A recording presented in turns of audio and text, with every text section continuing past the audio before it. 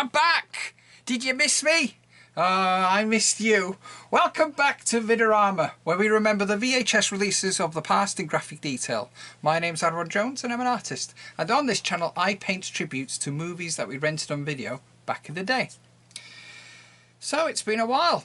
Everything's fine. I've just been busy with other things. And in fact, back in July, I had intended to upload a video, a candid recording of me telling you why I wasn't uploading as regularly as I wanted to. I went to the cemetery, I was drawing and recording. I was going to put up a clickbaity thumbnail with the future of this channel, with me looking all pensive in it. And I was just going to go over my plans and so on. But having recorded it, I came back to the studio to edit it and it sounded like this. Hello, welcome back to another VID-O-RAMA, where we remember the VHS releases of the past in graphic detail. My name's Arnold Jones, and I'm an artist. So what has happened since the last video? Well, we managed to cross 666 subscribers. That's what! When I started this project 5 years ago, I said if I can get 666 subscribers within 5 years, I'll keep doing it. So there we go, it's official. So thank you for clicking that subscribe button. You've unknowingly steered this project in an exciting direction for me, so thank you very much. But anyway, more about that later. Let's just get on with it, because you know how I hate these long drawn out, long-winded intros. Today I will be painting a tribute to Predator. As you can see, I've already prepared the drawing beforehand and it's all set for painting, and I'm in the mood to paint a lush jungle background. And while I'm doing all this work, all you have to do is sit back and relax and enjoy the video, and give it a thumbs up once I'm done. The colours I'm using today are Mars Black, Titanium White, Sap Green and Cadmium Free Red Medium.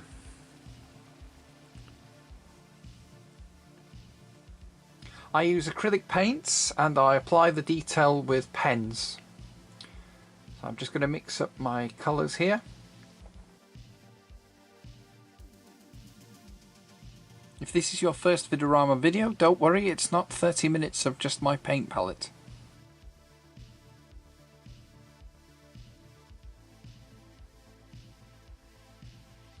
Right, the plot of Predator, for those of you that don't already know it. A team of Special Force operatives led by Major Dutch Schaefer assist a CIA Colonel Al Dillon on a rescue mission for the survivors of a downed helicopter in a remote South American jungle. But Dutch and his team soon discover that the mission is not as advertised, and as they make their way back to the chopper, they realise that they are being hunted and being picked off one by a hunter from another planet collecting trophies. Absolutely brilliant stuff, and so original.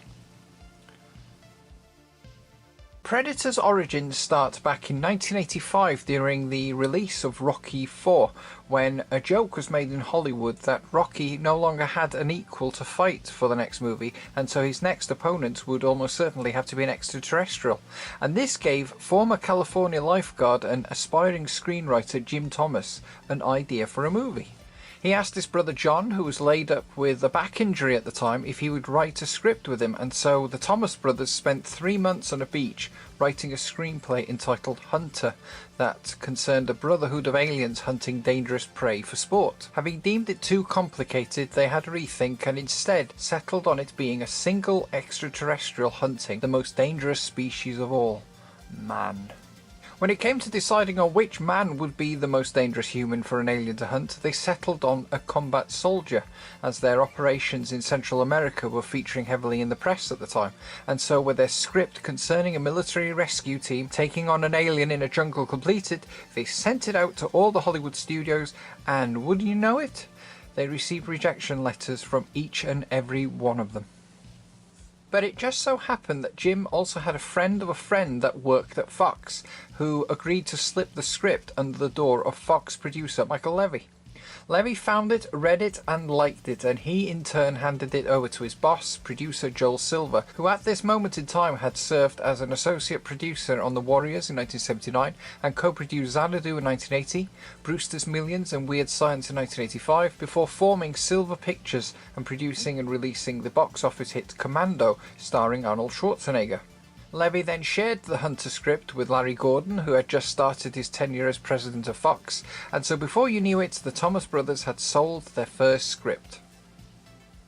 For the movie's director, New Zealand filmmaker Geoff Murphy, who had previously worked on the 1985 post-apocalyptic science fiction film The Quiet Earth, claims in his memoirs that he was in fact the first director to be hired to direct Predator. The script interested him, and apparently he met with the Thomas brothers to help refine the script, and spent 3 months at Fox before meeting with the studio executives, who he managed to rub up the wrong way.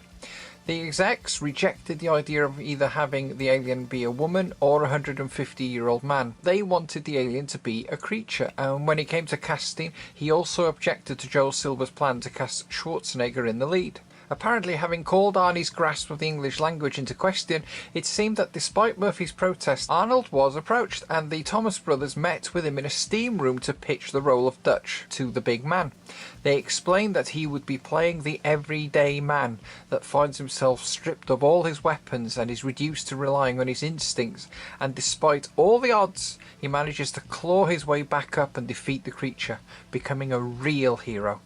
And that's all Schwarzenegger wanted to hear. He wanted to star in a movie in the same vein as the Wild Bunch or the Magnificent Seven, so this was perfect, and he signed up for the film. And it seems that the first thing he did was exercise his contractual right to approve the movie's director, and Murphy was quickly fired because Schwarzenegger wanted John McTiernan.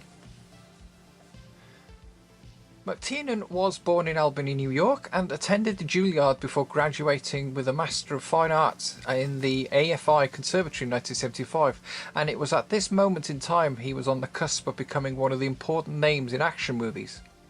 Having just released his first motion picture, Nomads, in 1986, which was a movie that he had both written and directed, starring Pierce Brosnan. Despite the movie not being a massive hit at the box office, Schwarzenegger had been impressed by the movie's atmosphere and how McTiernan had achieved so much with so little budget. Seeing potential in McTiernan, he said he wanted him to direct Predator. Now, I had not intended to go over the cast of Predator in any great detail, but as I was working on this painting, it was announced that Carl Weathers, who played Dylan, had sadly passed away aged 76. Best remembered for playing Apollo Creed in the Rocky movies, he appeared in more than 75 films and TV shows during his 50-year career. Originally from New Orleans, Weathers earned an athletics scholarship at St. Augustine High School during the 8th grade, and as an all-round athlete, he graduated from Long Beach Poly High School in 1966, going on to be a professional college football star, playing for the San Diego State University in San Diego State Aztecs in 1968 and 1969, before he signed on for the Oakland Raiders in 1970. Then in 1971 he signed on to play for the BC Lions of the Canadian Football League before retiring from professional football in 1973 to pursue acting, having harboured the desire to become a professional actor since the 5th grade when he first performed at the school pageant play. During the off-seasons, Weathers had attended San Francisco State University and earned a bachelor's degree in drama in 1974, and after working as an extra during his football years, he went on to work in blaxploitation movies, appearing in both Bucktown and Friday Foster in 1975, along with appearing on various TV shows such as Kung Fu, SWAT, $6 Million Man, and Cannon. Having followed them with Switch, The Streets of San Francisco, and Starsky and Hutch, he really hit the big time when he was cast to play Apollo Creed in Rocky in 1976, a role he would play again in Rocky 2 and 3 before going up against Dolph Lundgren in the 4th movie. Predator wasn't his first alien movie though, albeit it was a small role. He had previously played an Army MP in Close Encounters of the Third Kind in 1977. But after Predator, he would continue to work in action movies, sometimes with fellow Predator cast and crewmates such as Joel Silver, who had him playing the lead titular character in Action Jackson in 1988, which he followed with Hurricane Smith in 1992. Despite working in action movies, ironically he would not sustain an injury until he worked on the 1996 comedy Happy Gilmore, in which he injured his back. Years later he would learn that he had in fact fractured 2 vertebrae. More TV shows followed, such as Street Justice and Heat of the Night, and he would unsuccessfully audition for the part of Captain Sisko in Star Trek Deep Space Nine. But he went on to appear in several TV movies, such as Assault on Devil's Island and Assault on Death Mountain opposite Hulk Hogan, and would once again take on aliens in the 2005 sci-fi channel Alien Siege. He was also the voice of Combat Carl in Toy Story 4.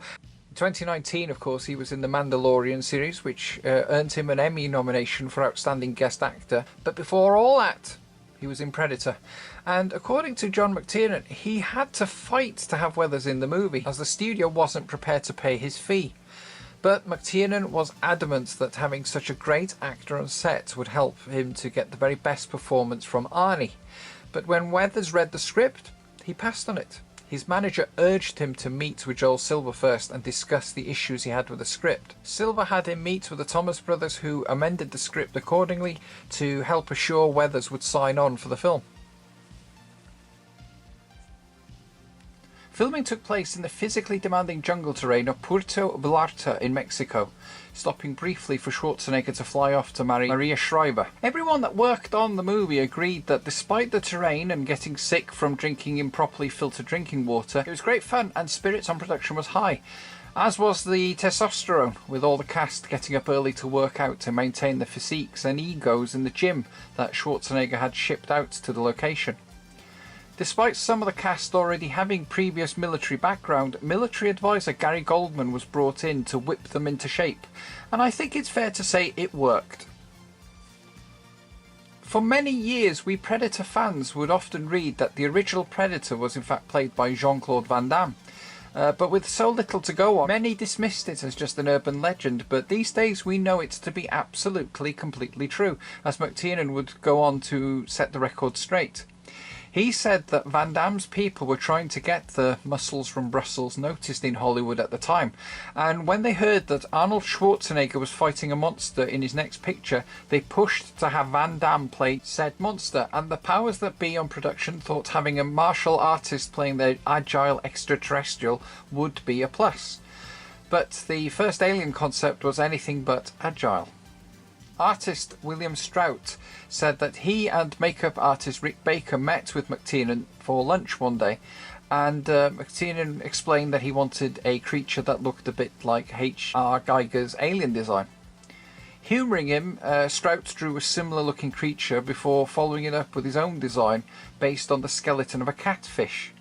McTiernan liked the design that closer resembled a large insect, and the drawing was then taken to Boss Film Studios special effects artist Steve Johnson. Despite his previous experience working on The Fog, An American Werewolf in London, Fright Night, Poltergeist 2 and Ghostbusters, giving us both Slimer and the Librarian Ghost, his expertise were ignored when he voiced his concerns about the concept not being a practical one. And so Van Damme found himself complete with alien leg and arm extensions, clumsily running around the jungle. McTiernan would soon realise what Johnson meant, and that the creature design was working against the feel he was going for.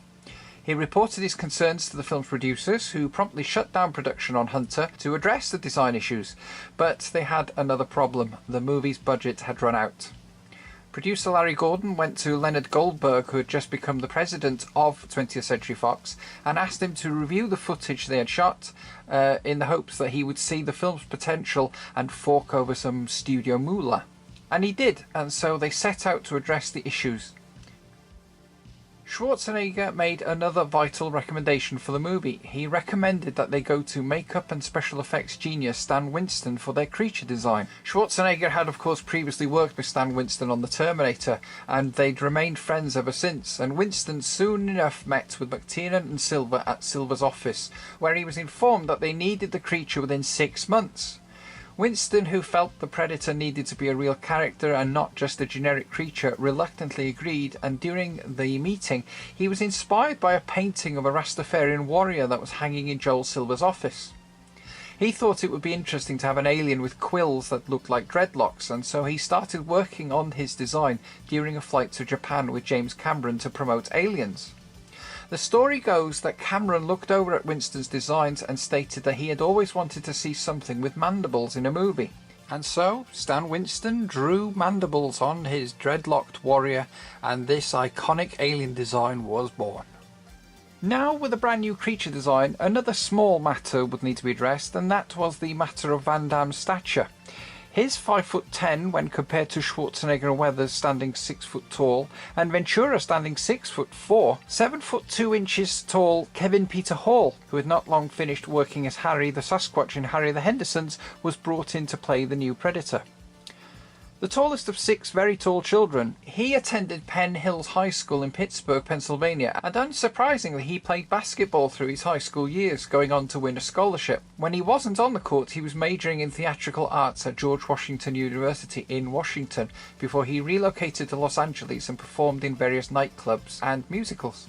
Due to his height, it stands to reason that Hollywood had him playing various movie monsters, including Katadin, the mutant bear in Prophecy, which was released in 1979. He played Gorville in Maze and Monsters in 1982, and the title monster in Monster in the Closet in 1986. And perhaps most interestingly, the alien hunter that featured in Without Warning that was released in 1980, which is strikingly similar and predates Predator. But his most famous character was that of Harry in Harry and the Hendersons, and having played so many monsters at this point, it seems he almost turned down this creature, but thankfully he didn't. He told Starlog magazine that he fell in love with the script for Predator and saw it as his opportunity to play the exact opposite to the lovable, gentle Harry. As most of the film was already in the can, he was given free rein as far as performance, and he saw the creature as very intelligent and felt that it had to be somewhat human to help the audience relate to it. By all accounts, he had a lot of difficulty acting in the Predator suit and described it as being heavy and off balance, and not ideal for a jungle location. The water scenes had them dealing with leeches, and even when shooting was done for the day, he was stuffing towels into every crack in his hotel room to prevent scorpions getting in. But it paid off. He gave a memorable performance defining the character's trait. It's also worth noting that we do actually see him out of costume playing the pilot at the end of the movie.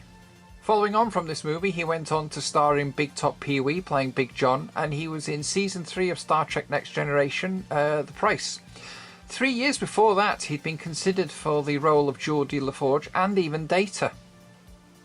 He would return for Predator 2, which was released in 1990, and he also reprised his role as Harry in the Harry and the Hendersons spin-off television series, during which time he went public about his illness. Having been seriously injured in a car accident, he contracted HIV from a blood transfusion during surgery. Horrible. And he tragically died from AIDS-related pneumonia on April 10th, 1991, a month before his 36th birthday. So much promise cut short. But the characters he breathed life into live on. Now with its new scenes featuring this impressive creature redesign, the movie was further ramped up with a score composed by Alan Silvestri, who had achieved great success with his work on Back to the Future in 1985. And this mystery science fiction horror movie that feels a little bit like a slasher, cleverly hidden in an action movie, was released on June 12, 1987 and quickly became #1 at the box office, grossing $12 million. Stan Winston was nominated for his work on the movie in the Best Visual Effects category, but sadly lost to Inner Space. We should never downplay how brilliant this movie is. I absolutely love it. Must confess, however, although we are celebrating the movies that we rented on video back in the day, the first time I saw Predator was actually on TV. It was part of a Schwarzenegger movie marathon on ITV. As a family, we'd watched Commando the previous week, and we sat down to watch something we thought was going to be on the same lines. And we managed to miss the first few minutes of it. So the scenes involving outer space and the craft landing on Earth, missed it completely. We thought it was just another action movie.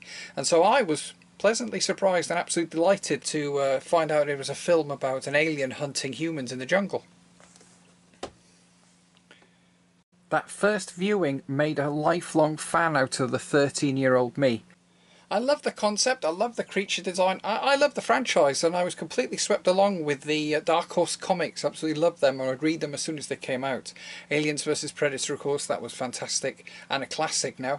And also I was very fond of Batman vs Predator, that was very good. But I was always reading them as a kid, and I remember as a kid I would also draw pictures of the Predator on my school books. And then, as a fan of the Predator franchise, things came full circle for me in 2017 when I attended a black tie gala event that was celebrating the 30th anniversary of Predator at the Hilton Metropole in Birmingham, of all places, with Mr. Schwarzenegger himself in attendance. That was a good day. Oh, I said I would tell you my plan for the future. Well, it's early days. Aside from new features on these videos, I was thinking a book. There's nothing concrete, mind, but I thought I might just put the flag up and see if anyone salutes. I'd like to produce a VID-O-RAMA book. An art book that features both the paintings that are featured here on the channel and ones painted especially for said book. A VID-O-RAMA video guide, if you will. So, what do you think? Let me know in the comment section, and let me also ask, the channel doesn't discriminate as far as movies. We feature different types from each decade. Given the choice, what would you like such a book to mainly focus on? Obviously movies on video, but would you like to see only B movies feature, or perhaps only movies from the 80s? The floor is yours. Tell me your thoughts. Anyway, back to the movie, The Big Man. This was of course to be just one of his hit movies in '87. He followed this one with another action sci-fi classic, The Running Man. Then he just churned them out. Red Heat and Twins in '88, Total Recall and Kindergarten Cop in 1990. By the 90s, of course, he was everywhere.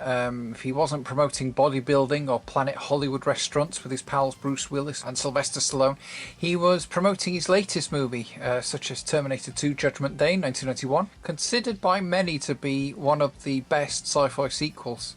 It was a huge critical and commercial success, and it grossed millions at the box office, and it was the third highest grossing film of its time. Then there was Last Action Hero, which still did amazingly well for a movie that went up against Jurassic Park.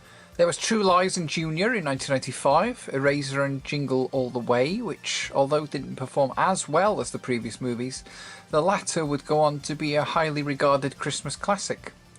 Batman and Robin was released in 1987, and despite what everyone thought of it, it still did really well and was a huge success, and I always rather liked him in that. By 2000 we also had End of Days and The Sixth Day before he decided on a career in politics. As a long-time registered Republican with no previous political experience, it was after the release of Terminator 3 that he surprised everyone by announcing his intention to become Governor of California during the election to recall Democratic Governor Gray Davis. Schwarzenegger was subsequently elected 38th Governor of California, and as Governor he served the remainder of his predecessor's incomplete term between 2003 and 2007, and then he was re-elected to a second term in 2006, serving out his full term and leaving the office in January 2011. I shan't get into the politics, it just brings out the worst in people, but whatever your opinion on his political career, we were all delighted when he announced that he was returning to feature films. Having had a cameo in that love letter to action movies The Expendables, he then returned for the second and third film, and it stands to reason that he would be back for Terminator Genisys in 2015 and Terminator Dark Fate in 2019. He's aged 77 now and he shows no sign of stopping. You just can't help but admire the guy.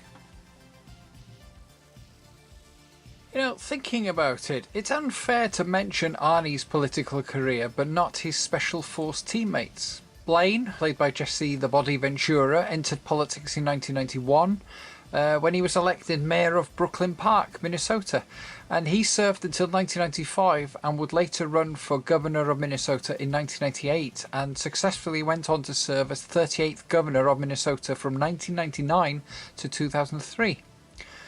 Sonny Landham, who played Billy, he embarked on a brief campaign for the governor of Kentucky in 2003, but he was unable to secure the Republican Party's nomination. He then ran for Kentucky State Senate in 2004, and he was nominated by the Kentucky's Libertarian Party for candidacy in 2008 for one of Kentucky's seats in the US Senate, but his comments on a political radio show caused the party to rescind its nomination a few days later.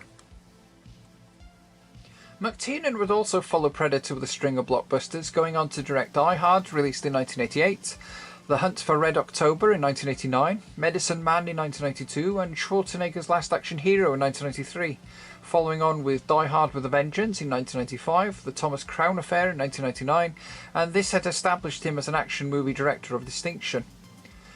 Then things went awry for him. After the lackluster 13th Warrior in 1999, there was Rollerball in 2002, which was a huge box office flop. It would seem that while working on Rollerball, McTiernan had a falling out, shall we say, with the movie's producer, and so he hired a high-profile LA private eye by the name of Anthony Pellicano to set up an illegal wiretap on the producer's phone for him. And this would prove to be his undoing, as shortly after, in 2003, after the release of his thriller Basic, starring John Travolta and Samuel L. Jackson, the FBI were attempting to prosecute Pellicano for all his illegal activities, and McTiernan found himself tangled up in the case and on trial himself for lying to the FBI, which ultimately saw him being prosecuted and sentenced to 12 months in a federal prison camp in 2013. While he was in prison, he filed for bankruptcy, and having served 10 months of his sentence, he was released to house arrest for the remainder of his sentence. His career seemingly derailed. Many believe that he no longer works in Hollywood, but this is not the case. He simply has no interest in directing movies anymore, and instead focuses on working as a script doctor, hoping to fix movies with bad scripts, as he felt that that had been a big issue for him on his last movies. Now for you, it's just been a few seconds, but I have been spending a fair few hours on this now, and I have been painting this hand again and again and again, and I'm just not happy with it. I'm just not feeling it. I've lost my way somewhere, and what it is, I do not know. If I keep painting it, it's just going to be a thick layer of paint, and it's going to come up on the scan, and it's just not worth it. So I am going to resort, reluctantly, to my method which I used on the Legend of Boggy Creek. I am going to photocopy the sketch again, cut out the hand that is bothering me, and I will glue that on and paint over it and essentially start over from scratch and just hope you can't see the join. Don't judge me too harshly. I really don't like doing this. It's like a sign of weakness, but here we go. I'll stick this on here with lots of Pritt stick just to make sure it holds on securely. Flatten it. Make sure not to smudge the ink. I'll flatten it with this piece of paper now just to make sure it really holds on, and then I'll paint it and it will hopefully hold even more. Like I said, just make sure that you can't see the join.